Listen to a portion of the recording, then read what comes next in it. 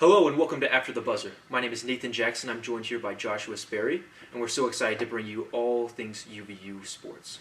It's been a dramatic start to the fall sports season as men's soccer has started off with a 1-0-1 record. Women's soccer is a 1-0-2, and the back-to-back WAC champion volleyball team is currently 1-3. The men's and women's cross-country teams started their season yesterday at the UVU Invitation, held at Lakeside Park. Everlyn Camboy took first place in the women's race, and the Wolverine women took first overall as a team with 13 runners in the top 15. The men's team took second behind BYU as Max Mahan finished third overall for Utah Valley. In other news, men's soccer traveled to Corvallis, Oregon to take on number 5 Oregon State. Defense was the theme of the bout, with both teams' goalies coming up with key saves in the matchup. Utah Valley goalie Jason Smith was a key contributor with 2 huge saves, preventing the Bears from taking the lead in the 34th and 53rd minutes of play. The final score was a scoreless draw. The Wolverines women's soccer team had their own notable draw with the likes of number 23 UCF Knights on Thursday, August 25th. After a hard-fought 90 minutes, they came to a stalemate with a 0-0 final score. Let's take a look at what head coach Chris LeMay had to say about the result.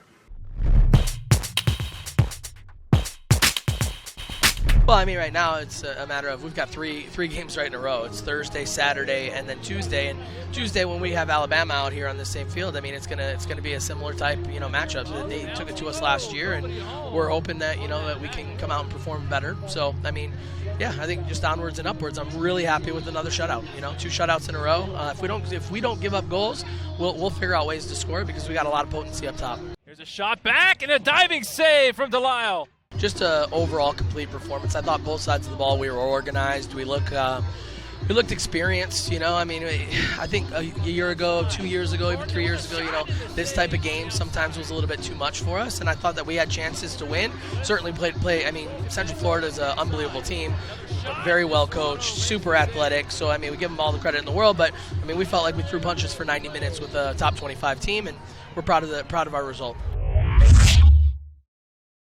Women's soccer played again last night, taking on the Cal State Northridge Matadors here at Clyde Field, resulting in a 3-1 win for the Wolverines. Julie Carter has 2 goals, and Faith Weber tallied 1 goal and 2 assists. Let's take a look at the game. And up. That's going to go right towards the goalkeeper. Wait. Oh, wait.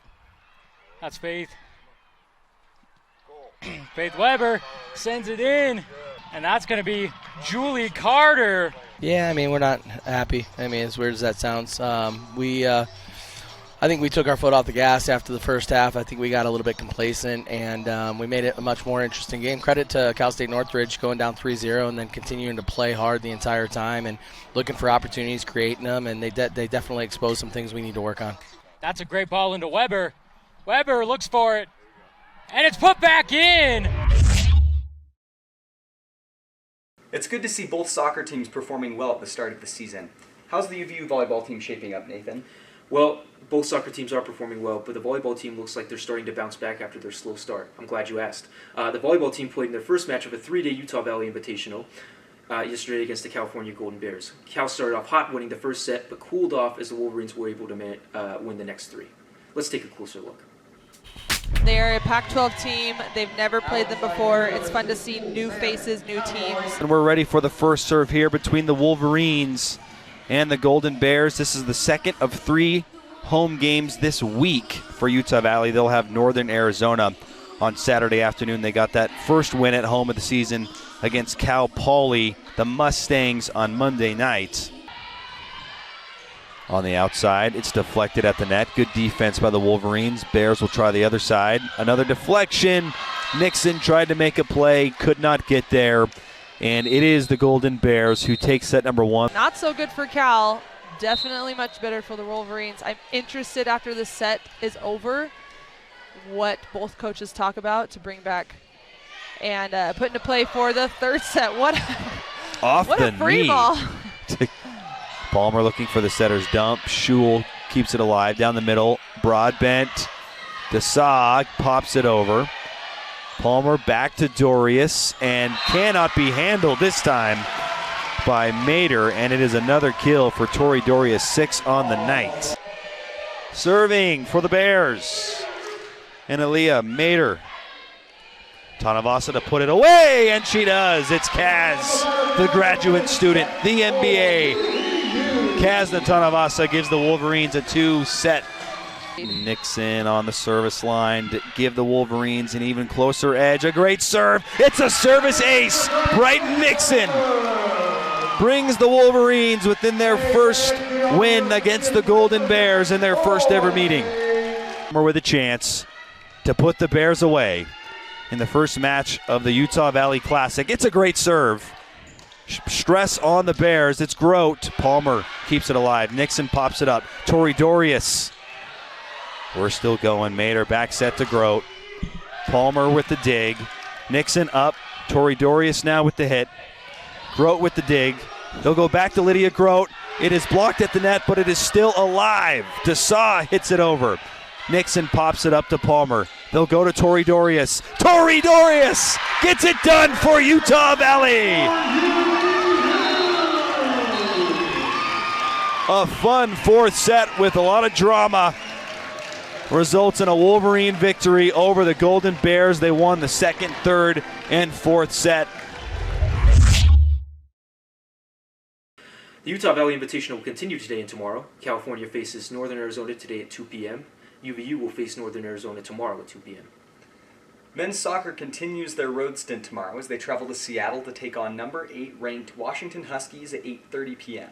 Women's soccer will face Idaho State here at Clydefield this Saturday at 7 p.m. Then they will have another big matchup as they host Alabama this upcoming Tuesday, September 6th at 11 a.m. Our final story of the day is centered around NBA basketball and the Utah Jazz. Yesterday, news broke that the Jazz traded Donovan Mitchell to the Cleveland Cavaliers in exchange for Colin Sexton, Lauri Markkanen, Okai Agbegi, and 5 future draft picks, 3 of which are unprotected first-rounders. What are your thoughts on this, Nathan? I think that everybody kind of figured the Jazz would move Donovan Mitchell this offseason after he discreetly, not officially, expressed his interest in being traded. Never made an official trade request, but everybody knew that there was trouble in paradise there.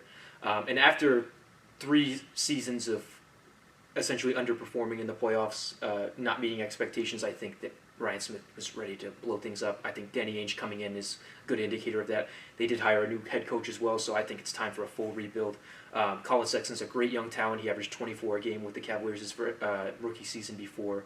He ultimately only played 11 games last season, but Lauri Markkanen is a great talent, and the Jazz have accumulated a lot of draft picks that they will either be able to use in trades or draft new, younger players to help in this rebuild process. I agree with you. I think that was a great strategic move by the Jazz, for sure. That's all for this week's episode of After the Buzzer. All highlights can be found on uvreview.com. Be sure to follow us on social media at uvreview and subscribe to us on our YouTube channel for weekly sports updates.